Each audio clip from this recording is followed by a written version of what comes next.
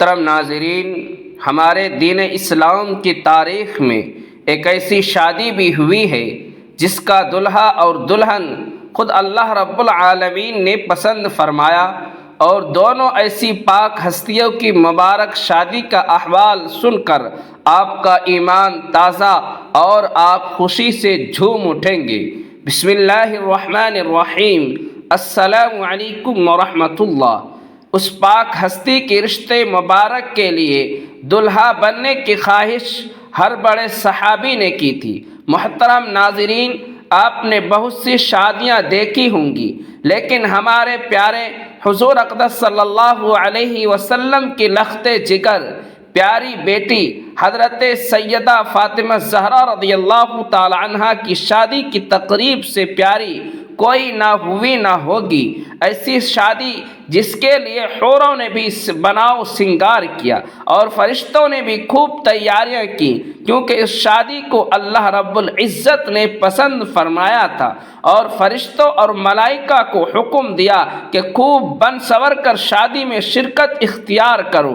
اور سب سے عظیم اور روح مسرت بات یہ تھی کہ اس مبارک شادی کے پیارے دلہا کو اللہ رب العالمین نے خود پسند فرمایا تھا۔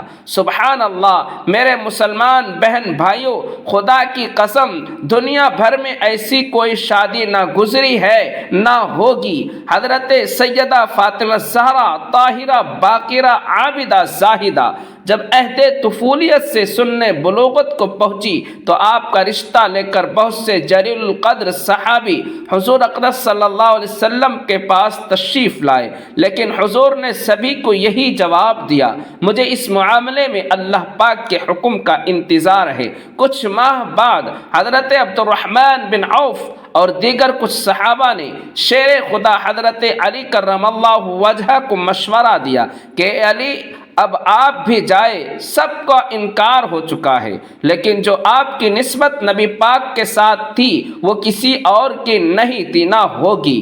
حضرت علی رضی اللہ عنہ حضور اقدس صلی اللہ علیہ وسلم کی خدمت میں حاضر ہوئے کہ اتنی دیر میں اللہ کے محبوب مصطفیٰ صلی اللہ علیہ وسلم نے فرمایا، اے علی، آج تمہارا آنا کیا فاطمہ کے رشتے کے لیے ہے؟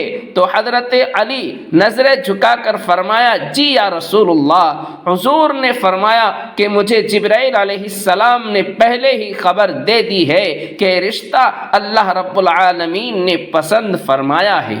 حضور اقدس صلی اللہ علیہ وسلم نے ان کی درخواست قبول فرمائی اور ارشاد فرمایا، اے علی، گھریلو ضروریات کی کوئی چیز تمہارے پاس ہے جسے تم وسیلہ بناؤ؟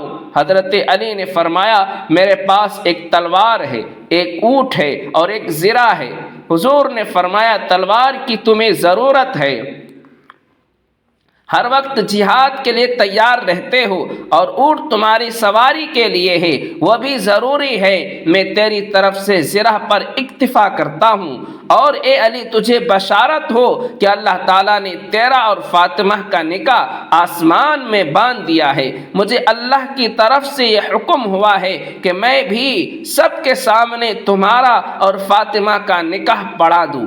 اس طرح حضور اقدس صلی اللہ علیہ وسلم نے حضرت علی کا نکاح پڑھا دیا۔ جب حضرت فاطمہ کی رخصتی کا وقت آیا تو حضور اقدس صلی اللہ علیہ وسلم کے پاس تمام ازواج مطہرات جمع تھی۔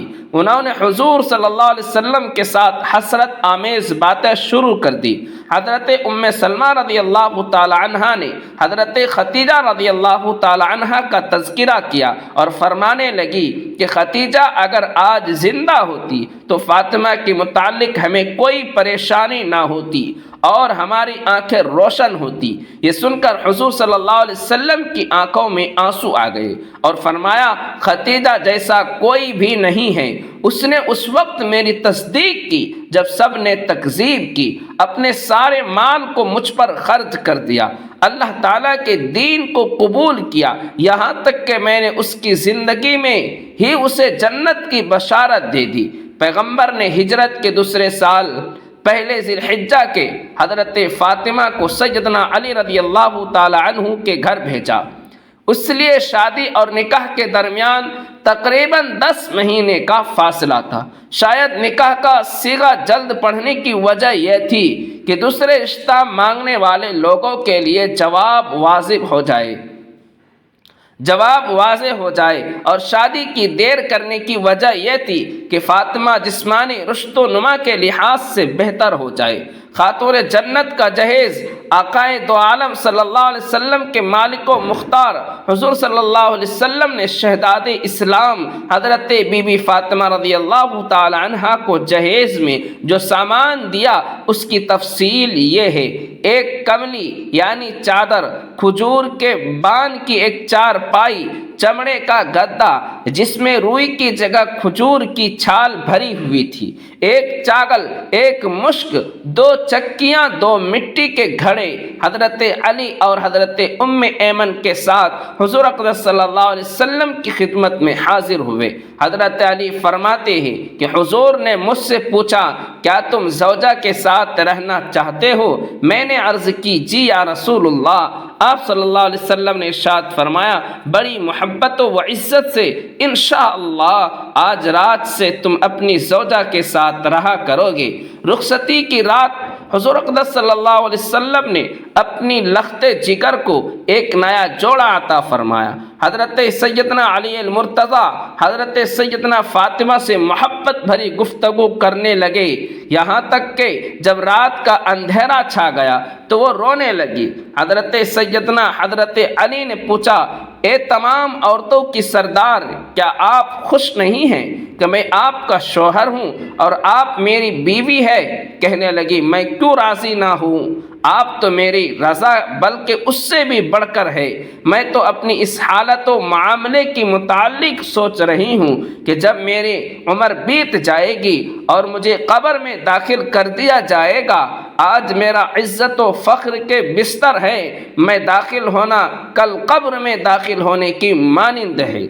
آج رات ہم اپنے رب کی بارگاہ میں کھڑے ہو کر عبادت کریں گے کہ وہی عبادت کا زیادہ حقدار رکھتا ہے۔ اس کے بعد وہ دونوں عبادت کی جگہ کھڑے ہو کر رب قدیر کی عبادت کرنے لگ گئے۔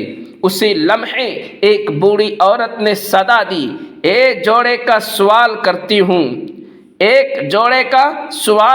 ہوں۔ حضرت سیدہ فاطمہ نے یہ سنا تو آپ کو قرآن پاک کی آیت مبارک یاد آ گئی، تم ہرگز نیکی کی منزل تک نہیں پہنچ سکتے جب تک کہ اپنی محبوب چیزوں میں سے راہ خدا میں انفاق نہ کرو۔ آل عمران آیت نمبر 52 میں آپ نے شب زفاف میں ہی اپنا شادی والا جوڑا جو حضور اقدس صلی اللہ علیہ وسلم نے انہیں دیا تھا اس بڑھیا سائل کو دے دیا۔ اللہ اکبر، سبحان اللہ۔ چنانچہ حق زوجیت ادا کرنے سے پہلے ابتدائی 3 دن ان دونوں مقدس ہستیوں نے دن میں روزہ رکھے اور رات عبادت بارگاہی میں گزار دیے۔ شادی کے کچھ عرصے بعد نبی پاک حضرت فاطمہ زہرا رضی اللہ تعالی عنہا کی جدائی اور دوری کی وجہ سے پریشان رہنے لگے، اس لیے سوچا کہ بیٹی اور داماد کو گھر ہی میں جگہ دے دی جائے۔ حضرت حارث بن نعمان رضی اللہ تعالی عنہ جو کہ جلیل القدر صحابی تھے، جب ان کو اس بات کا پتہ چلا کہ تو حضور اکرم صلی اللہ علیہ وسلم کے پاس آئے اور کہا، خدا کی قسم میں چاہتا ہوں کہ میرے جو گھر آپ کے ساتھ ہے وہ آپ لے لے۔ حضور اقدس صلی اللہ علیہ وسلم فرمانے لگے، اللہ تمہیں اس کا اجر دے۔ اس طرح سے حضرت علی اور حضرت فاطمہ حضور اقدس صلی اللہ علیہ وسلم کے ہمسائے بن گئے۔